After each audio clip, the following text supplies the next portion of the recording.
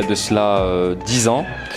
J'étais assis ici au même endroit, au même titre que vous, d'accord, où j'étais en terminale ES à l'époque, économique et sociale, et je préparais mon baccalauréat.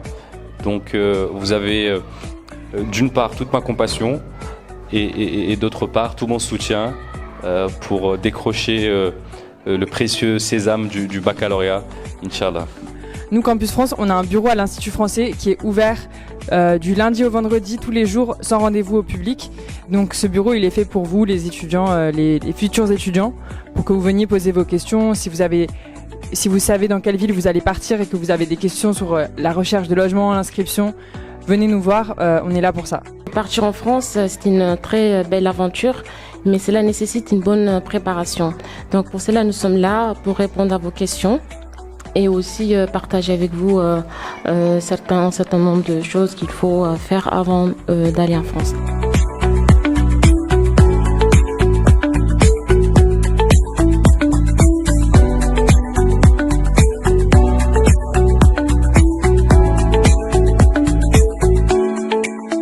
En termes de potentiel énergétique, la Mauritanie a de grands atouts dans le gaz, avec l'exploitation maintenant que vous voyez du projet GTA. Parce que je suis extrêmement ravi d'avoir une audience de ce profil-là.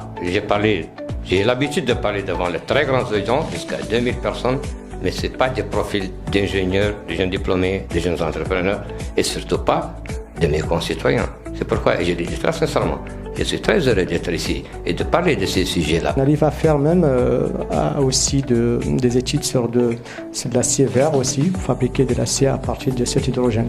Sachant que l'exploitation de l'hydrogène vert est plus coûteuse que l'hydrogène gris.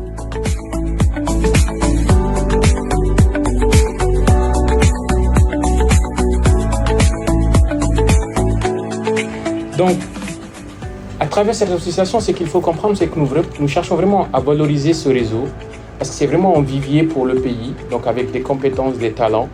Et donc, je vous invite vraiment à rejoindre cette association pour encore augmenter cette dynamique. Ça fait maintenant 2 ans qu'on essaie de propulser des activités. On sera très ravis de pouvoir développer ces échanges intergénérationnels. Comme vous l'avez constaté, on a ici des générations boomers, des générations Y et des générations Z même, qui sont tous réunis ici au sein de la résidence de l'ambassadeur. Chers alumni, ce soir, en vous réunissant à la résidence de France, j'ai souhaité saluer à travers vous, les alumni mauritaniens, cette richesse partagée entre nos deux pays. Les qualifications et les diplômes obtenus dans des grandes écoles françaises, des universités ou autres établissements offrent un enrichissement professionnel certain, tant au niveau des connaissances, des compétences ou des méthodes de travail. Mais l'enrichissement va bien au-delà de cela. Il s'agit d'une expérience de vie, une expérience singulière que chacun d'entre vous décline de manière unique. Chaque rencontre, chaque visite, chaque anecdote, chaque souvenir a contribué à construire la personne que vous êtes aujourd'hui. Vous incarnez cette expérience et êtes à votre manière les ambassadeurs, alors non seulement de l'enseignement supérieur français, mais aussi de la richesse et de la diversité des régions dans lesquelles vous avez passé une partie de votre vie.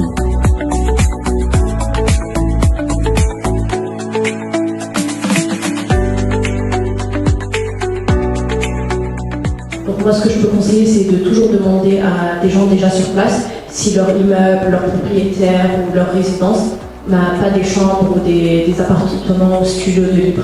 Si ce que je voulais dire, c'était qu'en cas d'urgence, il y a des associations, il y a des logements d'urgence à contacter, il y a des personnes que vous pouvez contacter si vous avez besoin d'aide sociale, qui peuvent vous aider, vous accompagner à trouver un logement, etc. Pour moi, la vie associative, en tout cas dans les universités en France, ça va au-delà d'avoir des informations.